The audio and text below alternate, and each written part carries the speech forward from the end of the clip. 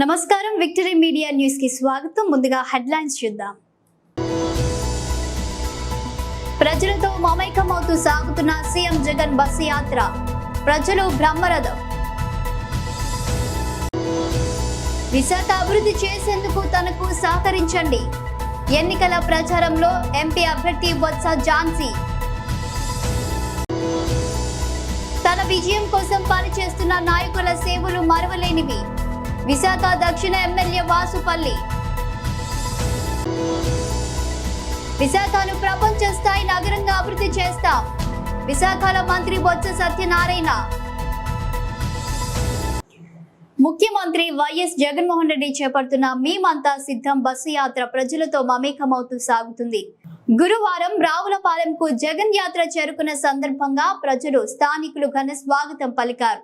భారీ కటౌట్లు, ఫ్లెక్సీలు, బాణసంచాతో అఖండ స్వాగతం పలికారు. ఈ సందర్భంగానే సీఎం జగన్ మాజీ మంత్రి ఇందుకూరి రామకృష్ణం రాజుని కలిసి ఆత్మీయంగా పలకరించి యోగక్షేమాలు అడిగి తెలుసుకున్నారు. అనంతరం రాజులు పి గన్నవరం నియోజకవర్గాల నుంచి జనసేన, టీడీపీకి చెందిన కీలక నేతలు వైసీపీలో చేరారు.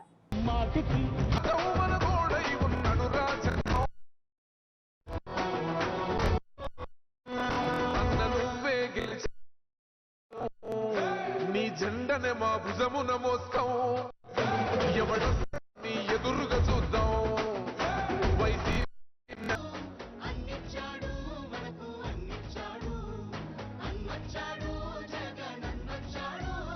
కల్లడిల్లే ప్రతి తల్లి కన్నులా రెప్ప వెనుక పొంగే తపన నీదే జగన్, నీదే జగన్. చెట్టంత కొడుకు తల్లిదండ్రి కొరకు, శ్రమతో శ్రమ కష్టమంత నీదే, నీకు మాకు మధ్యలో దొంగ బ్రోకర్లు. విశాఖ నగర అభివృద్ధి విషయంలో సీఎం జగన్మోహన్ రెడ్డి విజనరీతో పనిచేస్తున్నారని విశాఖ వైసీపీ ఎంపీ అభ్యర్థి బొత్స ఝాన్సీ అన్నారు. గురువారం విశాఖ బీచ్ రోడ్డులోని ఎమ్మెల్సీ వరదు కళ్యాణి పార్టీ నాయకులతో కలిసి వాకర్స్ ను కలిసి ఎన్నికల ప్రచారం నిర్వహించారు. ఈ సందర్భంగా ఆయన మాట్లాడుతూ, నాకు విశాఖలో చాలా మంది మిత్రులు, స్నేహితులు ఉన్నారని, గ్రోత్ సిటీగా విశాఖ అభివృద్ధి చెందాలంటే జగన్ వంటి నాయకుడు సీఎంగా రావాలని ఆమె ఆకాంక్షించారు. ఈ సందర్భంగా ప్రతి ఓకర్ని కలిసి ఎన్నికల కరపత్రాన్ని అందించారు. ఈ సందర్భంగా వారు చెబుతున్న సమస్యలను సావధానంగా విన్న బొత్స ఝాన్సీ ఆయా పెండింగ్ సమస్యల పరిష్కారానికి తన వంతు బాధ్యతగా కృషి చేస్తానన్నారు. మరి అందరూ చాలా ఇంటలెక్చువల్స్ ఇక్కడ ఉన్నవాళ్ళు, ఫ్రెండ్స్ అయినప్పటికీ వాళ్ళు వివిధ అటు యూనివర్సిటీస్ వైస్ ఛాన్సలర్లుగా, అలాగే కొన్ని యూనివర్సిటీ ఛాన్సలర్లుగా చేస్తూ, అలాగే రోటరీ క్లబ్ నుంచి, వాకర్స్ క్లబ్ నుంచి, డాక్టర్స్ అసోసియేషన్ నుంచి, లాయర్స్ అసోసియేషన్ నుంచి, మర్చెంట్ అసోసియేషన్ నుంచి, అట్లాగే ఉమెన్ అసోసియేషన్ నుంచి అన్ని వర్గాల వారు కూడా ఈరోజు వాక్ చేస్తూ వాకర్స్ అందరినీ కూడా కలుసుకోవడానికి ఈ సందర్భంగా రావటం జరిగింది. వారిని కలుసుకొని అసలు బీచ్ వారికి వాకింగ్ పాత్గా ఇక్కడ ఇవ్వటం అనేది వాళ్ళు సంతోషాన్ని వ్యక్తం చేస్తున్నారు. ఇంకా ఇక్కడ డెవలప్ చేయాల్సిందే ఉన్నా సరే వాళ్ళ సజెషన్స్ కూడా తీసుకుంటున్నాను. ఇదే కాకుండా ఇంకొక 10 బీచ్లు కూడా మరి ఇవాళ జగన్మోహన్ రెడ్డి గారు ప్రభుత్వం వచ్చిన తర్వాత ఈరోజు అంతా కూడా డెవలప్ చేయడం జరిగింది. విజనరీ వ్యూస్గా, పాయింట్స్గా అన్నీ కూడా ఈరోజు పెట్టడం జరిగింది పబ్లిక్ కోసం. మరి అంతేకాకుండా ఆరోగ్యం, దాంతోపాటు ఈరోజు కాన్సన్ట్రేషను, పీస్ఫుల్గా ఉండడం, ఇట్లాంటి అన్నిటి కూడాను ఈరోజు వాకింగ్ వల్ల మరింత మన నడత నేర్పిస్తుంది అంటారు. అలాగే ఇంకొకటి మరి మన సంపూర్ణమైన ఆరోగ్యాన్ని ఇస్తుంది అంటారు. అటువంటి దానికి చేసే ప్రతి ఒక్కరి వాకర్స్ కూడా వీళ్ళు పాజిటివ్ థింకింగ్తో ఉంటారు. అటువంటి వారందరితో సహాయ సహకారాలు కూడా ఈరోజు వారిది కూడా తీసుకొని ఈ ప్రచారాన్ని ఇవాళ ప్రారంభించుకున్నాను. ముఖ్యమంత్రి జగన్మోహన్ రెడ్డి ఆశించిన ఫలితాలకు మన నియోజకవర్గం నుండి మంచి మెజారిటీకి కృషి చేస్తున్న నేతలందరికీ వాసుపల్లి గణేష్ కుమార్ కృతజ్ఞతలు తెలిపారు. అసీలమెట్ట కార్యాలయంలో గురువారం ఉదయం 20న శనివారం ఉదయం 9 గంటలకు ప్రారంభం కానున్న నామినేషన్ ప్రక్రియకు నియోజకవర్గ నేతలతో సమావేశమయ్యారు. వారితో పాటు రాష్ట్ర Christian minority corporation chairman John Wesley హాజరయ్యారు. ఈ సందర్భంగా వాసుపల్లి గణేష్ కుమార్ మాట్లాడుతూ వైసీపీ అభ్యర్థిగా జగనన్న పిలుపు మేరకు 20న శనివారం నామినేషన్ ప్రక్రియకు ప్రతి ఒక్కరూ హాజరు కావాలని పిలుపునిచ్చారు. ఆ రోజు ఉదయం శ్రీ కనక మహాలక్ష్మి అమ్మవారి పాదాల చెంత నుండి నామినేషన్ ఉత్సవ్ మొదలై గోశాల ఆసుపత్రి, పంజాబ్ జంక్షన్ టౌన్ కొత్త రోడ్డు మీదుగా పూర్ణ మార్కెట్ దుర్గాలమ్మ వారి ఆశీస్సులు తీసుకొని టర్నర్ చౌట్రీలో గల ఎంఆర్ఓ ఆఫీస్కి వెళ్లి నామినేషన్ వేస్తామన్నారు. 22న ముఖ్యమంత్రి జగన్మోహన్ రెడ్డి రోడ్ షో మన ప్రాంతంలో కూడా ఉంటుందని ఈ సందర్భంగా తెలిపారు. ఇప్పటికే దక్షిణలో అన్ని వార్డుల నుండి ప్రజల నుండి మంచి స్పందన లభించడం సంతోషమన్నారు. తనతో పాటు వార్డు నేతలంతా గడప గడపకు వెళ్లి ప్రజలకు ఓటు అభ్యర్థించే లోపే వారే వాసుపల్లి వైసీపీకి కానుకగా అందిస్తామనడం రెట్టింపు ఉత్సాహాన్ని ఇస్తున్నామన్నారు. 20వ తారీఖు అంటే శనివారము నామినేషన్ వేస్తా ఉన్నాము. కనకమాల అమ్మవారి ఆశీస్సులు పొంది ఏదైతే ముహూర్తానికి అమ్మవారి సమక్షంలో నామినేషన్ పేపర్స్ మీద సంతకం పెట్టి అక్కడ నుండి ఊరేగింపుగా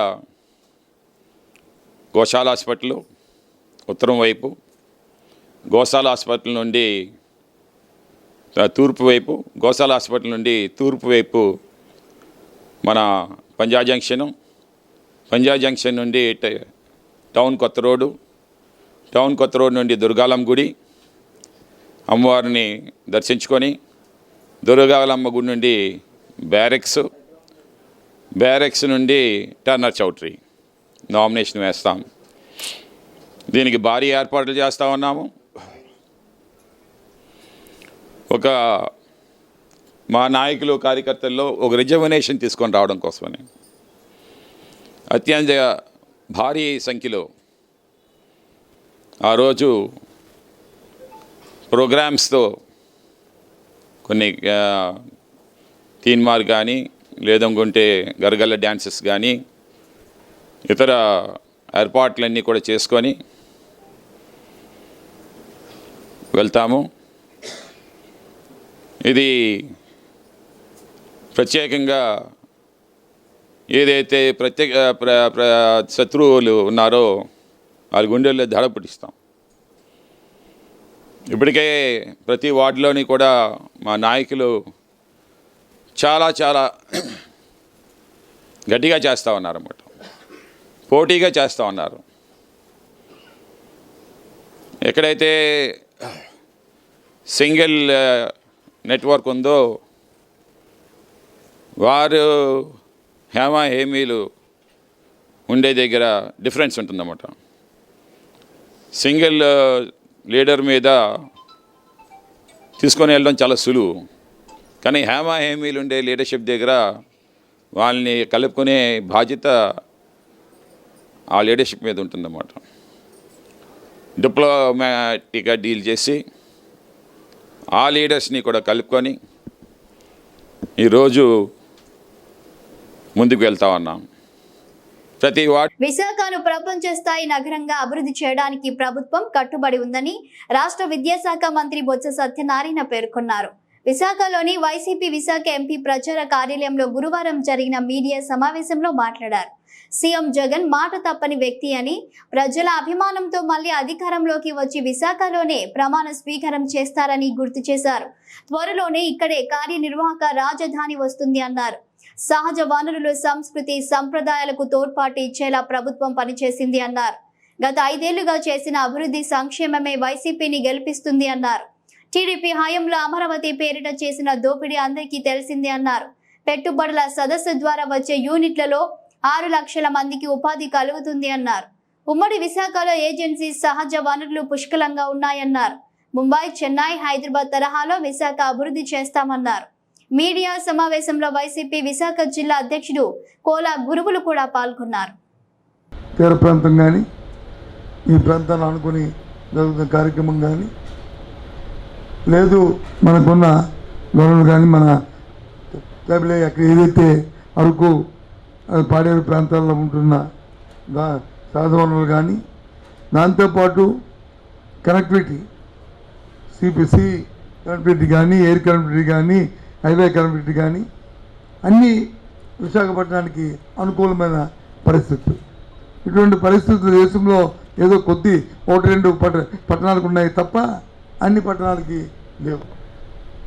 కానీ దాన్ని ఎక్స్పోజ్ చేసి దాన్ని ఉపయోగించుకోవాల్సిన పరిస్థితులు ఇంతవరకు రాలే. ఈరోజు జగన్మోహన్ రెడ్డి గారు మా ప్రభుత్వం దాని మీద ప్రత్యేకమైన దృష్టి పెట్టి వీటినన్నింటినీ కూడా ప్రోత్సహిస్తూ అందుకే గ్లోబల్ ఇన్వెస్ట్మెంట్ కూడా ఇక్కడ పెట్టి ఏదైతే ముంబై అలాగే హైదరాబాద్, బెంగళూరు, చెన్నై తరహాలో విశాఖపట్నాన్ని కూడా తీర్చిదిద్దాలని కృతజ్ఞతతో ఉన్నామనేది ఈ సందర్భంగా మేము మనం చేస్తాం. మనందరూ తెలుసు గత సంవత్సరంలో అంతర్జాతీయ విమానాశ్రయానికి ఇక్కడ నుంచి సుమారు 45-50 కిలోమీటర్ దూరంలో భోగాపురంలో అంటే అటు విజయనగరం, విశాఖపట్నం జిల్లాలు కలుపుతూ ఎయిర్పోర్టు శంకుస్థాపన చేయడం, దాని పనులప్పుడే ప్రారంభించడం, ఏజెన్సీ కూడా ఫిక్స్ అవ్వడం, దానికి సంబంధించి పనులు మరి త్వరితగతంగా అది అవుతుండడం, సుమారు 4,500 కోట్ల రూపాయలతో పెట్టుబడి దాన్ని మేము పెట్టడం, అది కాక 6 మిలియన్ల విశాఖ తూర్పు నియోజకవర్గంలో వైసీపీ ఎమ్మెల్యే అభ్యర్థి ఎంవివి సత్యనారాయణ తన ఎన్నికల ప్రచారాన్ని నిర్వహించారు. ఈ సందర్భంగా ప్రజలంతా ఆయనకు ఘన స్వాగతం పలికారు. మహిళలు మంగళహారతులు పడుతూ స్వాగతించారు. అనంతరం ఆయన ప్రతి ఇంటికి వెళ్లి వారిని ఆప్యాయంగా పలకరించి సీఎం జగన్ పేద ప్రజలకు అందిస్తున్న సంక్షేమ పథకాలను వివరించారు. వచ్చే ఎన్నికల్లో వైసీపీ ఎమ్మెల్యే అభ్యర్థిగా తనకు ఒక్క అవకాశం ఇవ్వాలని ఓటర్లను అభ్యర్థించారు. తనను ఎమ్మెల్యేగా గెలిపిస్తే తూర్పు నియోజకవర్గాన్ని మరింతగా అభివృద్ధి చేస్తామన్నారు. ఈ కార్యక్రమంలో పలువురు పార్టీ నాయకులు, కార్యకర్తలు పాల్గొన్నారు.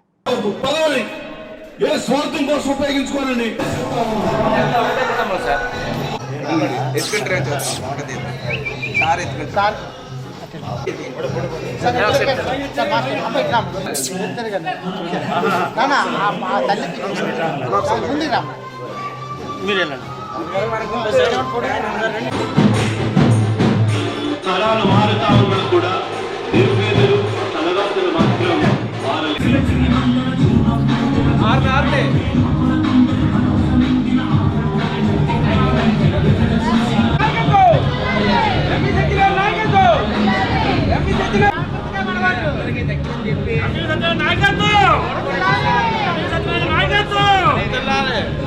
మీరు సిద్ధమా? మేము సిద్ధం. మా జగనన్న కావాలి.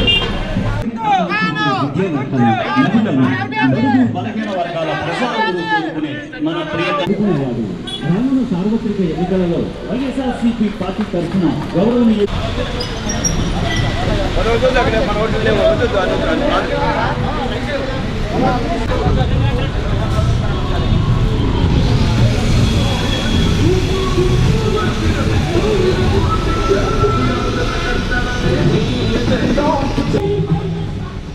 మన ఆంధ్రప్రదేశ్ ముఖ్యమంత్రి వర్యులు శ్రీ వైఎస్ జగన్మోహన్ రెడ్డి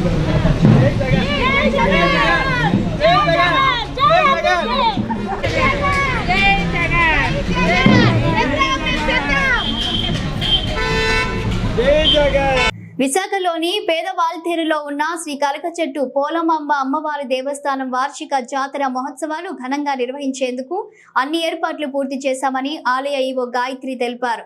గురువారం ఆలయ ఆవరణలో ఏర్పాటు చేసిన మీడియా సమావేశంలో ఆమె మాట్లాడుతూ అమ్మవారి ఉత్సవాల్లో భాగంగా ఈ నెల 22న తోలెల్ల ఉత్సవం, 23న అనుపు ఉత్సవం, 30న మారువారం, వచ్చే నెల 4వ తేదీన మహా అన్నదాన కార్యక్రమం నిర్వహిస్తున్నట్లు తెలిపారు.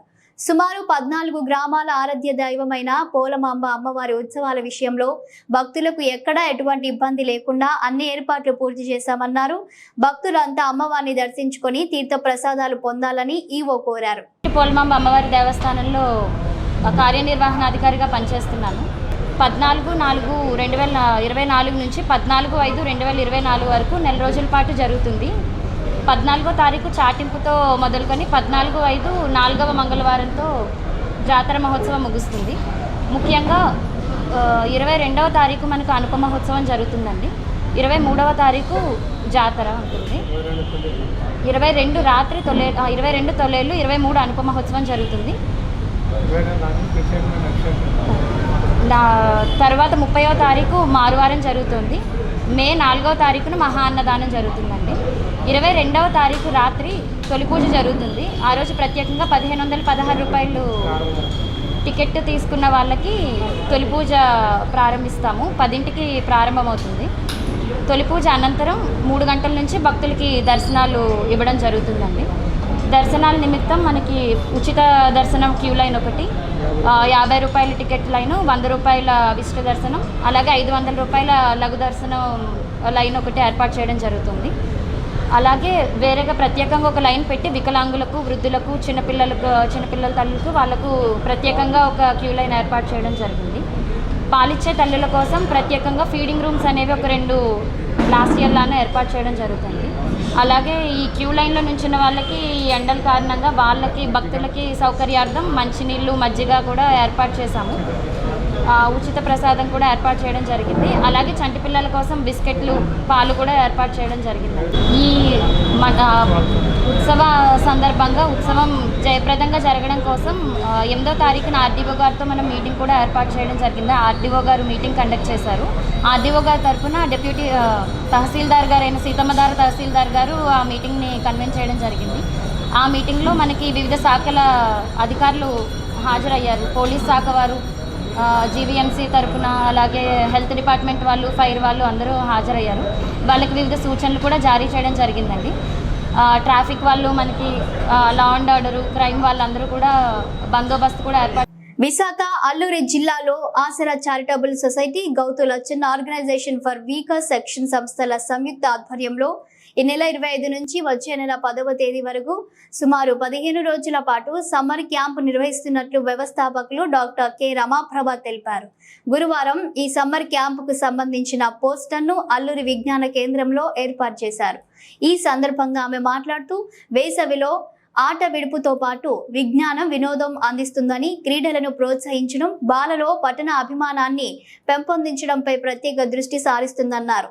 ఈ కార్యక్రమంలో Asara charitable trust president C Sunitha, Glow సంస్థ నుంచి వెంకటగిరి తదితరులు మాట్లాడారు.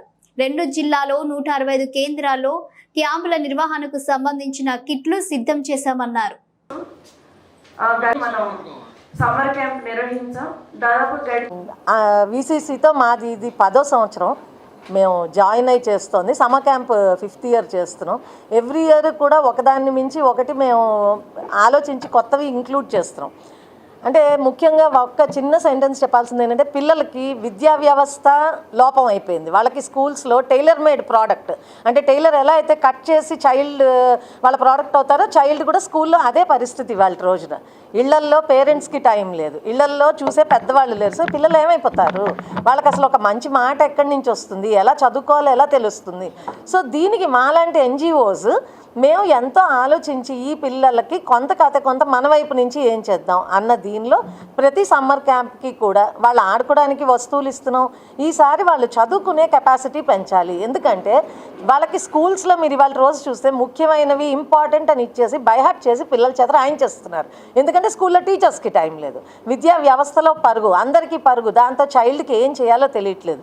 కనీసం ఇలాంటి చోట మేము వాళ్ళకి చదువు మీద కొంచెం ఇంట్రెస్ట్ క్రియేట్ చేయగలిగితే త్రూ స్టోరీ బుక్స్, వాళ్ళ వయసుకి కథల పుస్తకాలు అట్రాక్టివ్గా ఉండాలి. ఒక బుక్ ఆ చైల్డ్ అప్పుడు చదివితే దాన్ని వాళ్ళ స్కూల్ బుక్స్ కూడా వాళ్ళు చదువుకునే ఒక కెపాసిటీని మనం పెంచాలి. ఎంత సాడ్ సిచ్యువేషన్ అంటే వాళ్ళు ఒక సెంటెన్స్ని బైహార్ట్ చేసి, రీడ్ చేసి, రిటైన్ చేసి, సస్టైన్ చేసి ప్రొడ్యూస్ చేయలేకపోతున్నారు.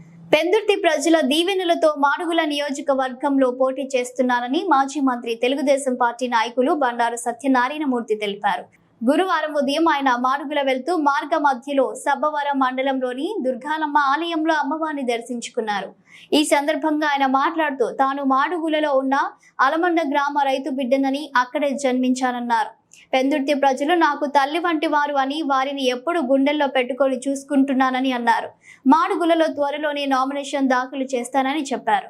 ఈ కార్యక్రమంలో బండారు సత్యనారాయణమూర్తి దంపతులతో పాటు మాజీ ఎమ్మెల్యే గవిరెడ్డి రాము నాయుడు, తెలుగుదేశం పార్టీ నేత పివిజి కుమార్, తెలుగు యువత జిల్లా అధ్యక్షుడు బుచ్చిరాజు, పెందుర్తి నియోజకవర్గ తెలుగు యువత ఆర్గనైజింగ్ కార్యదర్శి రోమాల చంద్రశేఖర్, మాజీ సర్పంచ్ బల్లిరెడ్డి అప్పారావు పార్టీ కార్యదర్శి కొరడ శ్రీనివాసరావుతో పాటు ఇతర నాయకులు, కార్యకర్తలు తదితరులు పాల్గొన్నారు.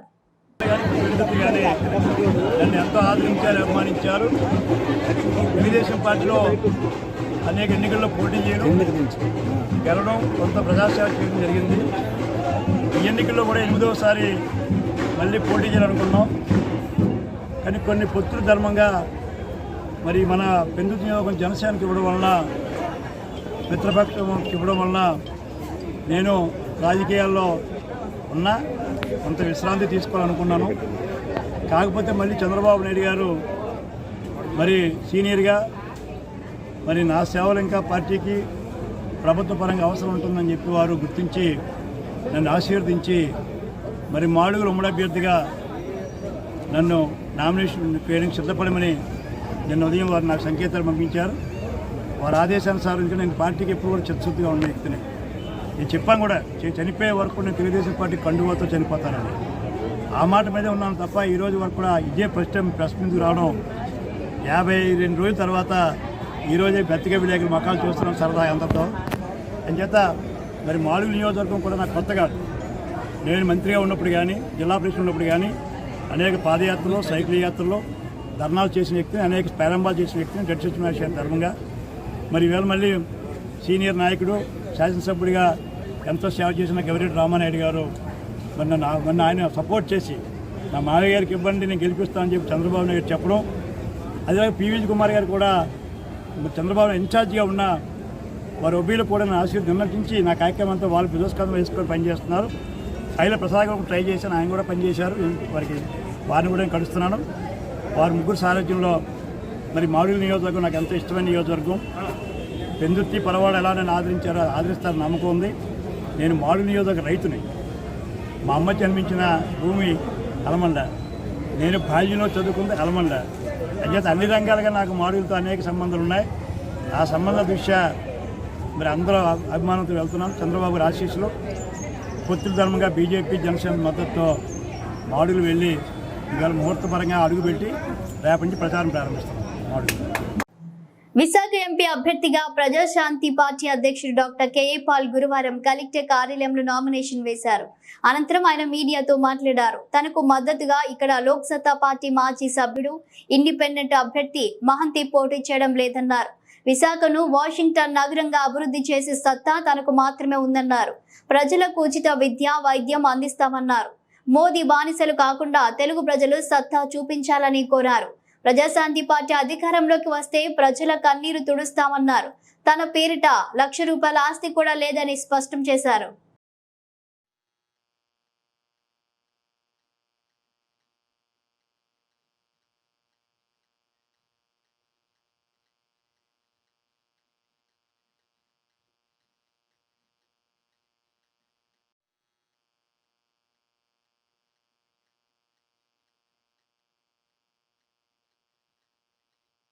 అందులో ఏం 1% డౌట్ లేదు.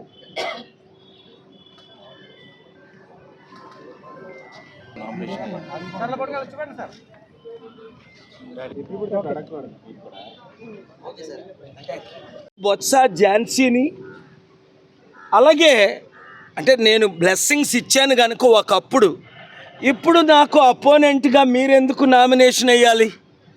విశాఖని వాషింగ్టన్ డీసీ చేసే సత్తా నా ఒక్కడికే ఉంది కదా. విశాఖలో 8 లక్షల నిరుద్యోగులకు ఉద్యోగాలు ఇచ్చిన సత్తా నా ఒక్కడికే ఉంది కదా. ఉచిత విద్య, వైద్యం ఇచ్చిన సత్తా నా ఒక్కడికే ఉంది కదా. టీడీపీ, వైసీపీ, కాంగ్రెస్, బీజేపీ 33,000 ఎకరాల్లో 18,000 ఎకరాల స్టీల్ ప్లాంట్ని అమ్మేస్తే దాన్ని అమ్మకుండా మార్చి 14 ఏప్రిల్ 4న కోర్టులో ఆర్డర్ తీసుకొచ్చి ఇదిగోండి నా డొనేషన్ 8,000 కోట్లు తీసుకోండి అని కోర్టే దాన్ని గవర్నమెంట్ ఆఫ్ ఇండియాకి స్టీల్ ప్లాంట్కి అనుమతి ఇచ్చింది కదా. మరి ఇంకెందుకు అనుమానం? అందుకనే గాజువాకలో ఎమ్మెల్యే అభ్యర్థిగా ఆ మంచి కొండ గుర్తుకే మీ ఓటేసుకోండి, నేను పోటీ చేస్తున్నాను. ఈరోజు సపరేట్ అకౌంట్ లేదు కనుక ఎల్లుట నామినేషన్ వేయమని అన్నారు, లేదా 25 లోపుని.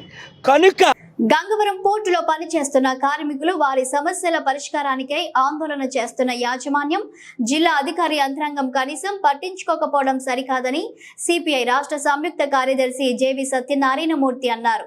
గురువారం విశాఖ సిపిఐ కార్యాలయంలో ఏర్పాటు చేసిన మీడియా సమావేశంలో ఆయన మాట్లాడుతూ నిర్వాసితులతో పాటు గంగవరం పోర్టు కార్మికుల సమస్యలపై తక్షణమే స్పందించాలన్నారు.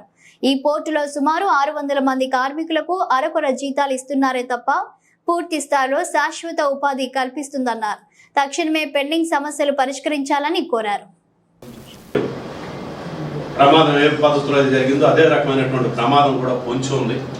ఆ ప్రమాదం జరగక ముందే తక్షణమే అధికార యంత్రాంగం అదానీ చేతికి గంగవరం పోర్టు వచ్చిన తర్వాత అందులో పనిచేస్తున్నటువంటి కార్మికులు రెండోసారి ఆందోళనకి దిగారు. ఈ రెండోసారి ఆందోళన ప్రారంభమై వారం రోజులు అవుతూ ఉంది. ఈరోజుని కేంద్ర ప్రభుత్వం, రాష్ట్ర ప్రభుత్వం, కార్మిక శాఖ కానివ్వండి అనేక చట్టాలు చేశారు. ఎక్కడైనా పనిచేస్తున్నటువంటి కార్మికులకు సంబంధించి వాళ్ళకి ఉద్యోగ భద్రతతో కలిపి పని పరిస్థితులను బట్టి వేతనాలు, కనీస వేతనాల దగ్గర నుంచి సామాజిక భద్రత వరకు అనేక చట్టాలు చేశారు. ఈ చట్టాలు ఏవి కూడా అదానీ చేతికి పోర్టు వచ్చిన తర్వాత అమలు కావట్లేదు. నిర్వాసితులు ఎవరైతే ఉపాధి కోల్పోయినటువంటి నిర్వాసితులు, గంగవరం నిర్వాసితులు కానివ్వండి, లేకపోతే దెబ్బపాలెం గ్రామానికి చెందినటువంటి వాళ్ళు నివాసాలన్నీ కోల్పోయి వేరే ప్రాంతాలకి నిర్వాసితులుగా వెళ్ళారు. వాళ్ళు కానివ్వండి, మొత్తం గంగవరం నుంచి 300 మందిని, దెబ్బపాలెం నుంచి 300 మందిని, 600 మందిని నిర్వాసితులకి గంగవరం పోర్టులో ఉపాధి ఇస్తే ఇది ఏది కూడా శాశ్వత ఉపాధి కాదు. కాంట్రాక్ట్ పద్ధతుల్లోనూ వాళ్ళందరినీ పెట్టుకున్నారు. వాళ్ళకి ఈరోజు కూడా 10 నుంచి 15,000 రూపాయల లోపు మాత్రమే వేతనాలు చెల్లిస్తున్నారు. 7-8 సంవత్సరాలు, 10 సంవత్సరాలు అయినా కూడా వాళ్ళ వేతనాల్లో పెద్దగా మార్పు ఏమీ లేదు. మేము సర్వం కోల్పోయి ఆందోళన చేసిన తర్వాత మాకు ఉపాధి ఇచ్చారు. ఈ ఉపాధి వలన బులెటిన్ ముగించే ముందు హెడ్లైన్స్ మరోసారి. ప్రజలతో మమైకమవుతూ సాగుతున్న సీఎం జగన్ బస్సు యాత్ర, ప్రజలు బ్రహ్మరథం. విశాఖ అభివృద్ధి చేసేందుకు తనకు సహకరించండి, ఎన్నికల ప్రచారంలో ఎంపీ అభ్యర్థి బొత్స ఝాన్సీ. తన విజయం కోసం పనిచేస్తున్న నాయకుల సేవలు మరవలేనివి, విశాఖ దక్షిణ ఎమ్మెల్యే వాసుపల్లి. విశాఖను ప్రపంచ స్థాయి నగరంగా అభివృద్ధి చేస్తాం, విశాఖలో మంత్రి బొత్స సత్యనారాయణ. ఇవి bulletin updates. Keep watching APNTS Telugu news.